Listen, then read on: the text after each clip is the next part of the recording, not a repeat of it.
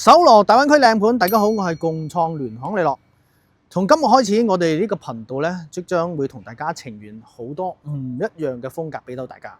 咁最主要係以商鋪啦，同埋寫字樓買賣嘅形式啦，同大家進行一個分享嘅。作出呢個決定咧，係源於我哋好多港澳業主嘅朋友咧，上到嚟珠海，除咗置業房產之外咧，其實係有商鋪同埋寫字樓一個投資需求啦，或者係想自己喺珠海又好，或者喺中山都好咧，想有啲嘢搞一搞。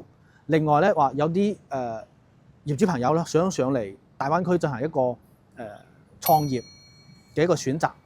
咁現時珠海除咗有唔錯嘅環境之外啦，樓宇之外啦，其實有啲商鋪嘅回報都比較高嘅。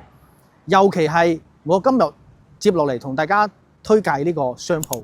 佢係位於我哋橫琴嘅金融島，大家可以睇到啦。呢邊咧就係地鐵出口，呢個位置咧就係屬於橫琴嘅一個金融中心嘅。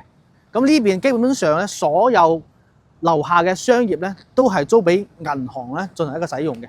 大家可以睇到呢邊就冇嗰啲臨街啊食肆嗰啲嘢嘅，但係咧好多都係銀行。呢邊咧就證券，前邊咧就係農商銀行。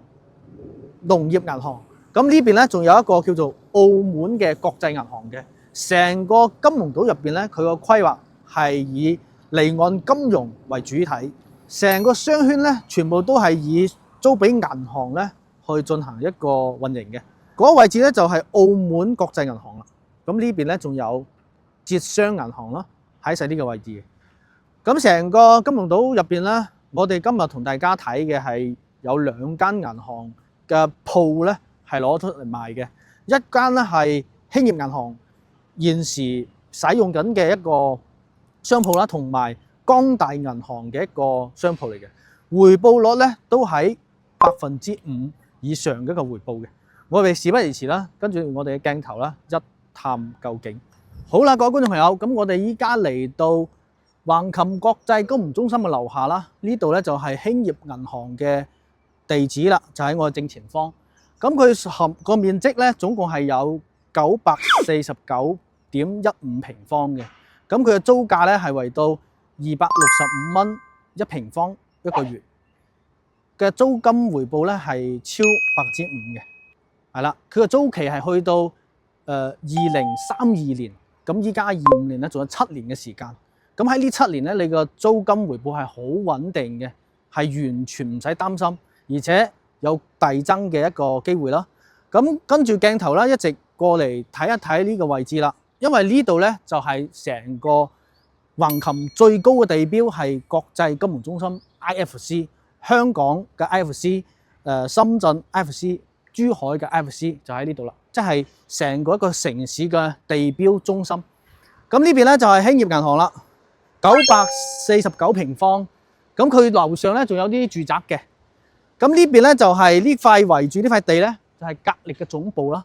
咁呢邊咧係本身係俾澳門做交易所嘅一個地啦，用地啦。咁呢邊咧係 T2嘅地塊啦，係 IFC 嘅2期啦，都係海景嘅住宅單位嚟嘅，未開賣，即將開賣。如果有興趣嘅話，鎖定我哋嘅頻道。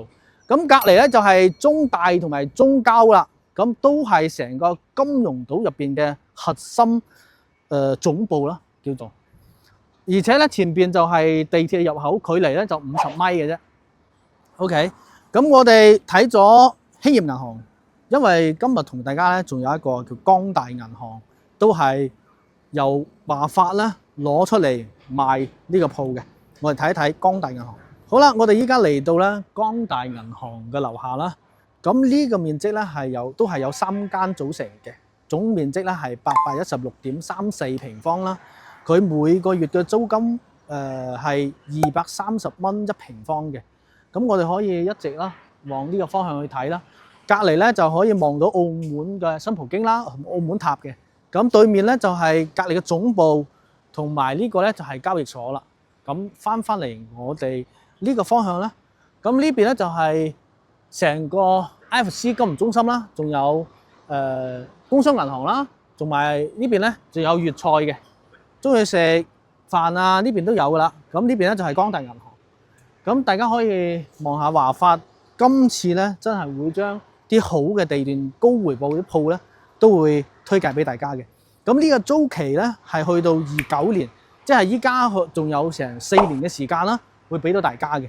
OK， 咁持續關注我啦，會同大家搜羅更加多嘅靚鋪俾到大家嘅。OK， 今期嘅內容喺度，拜拜。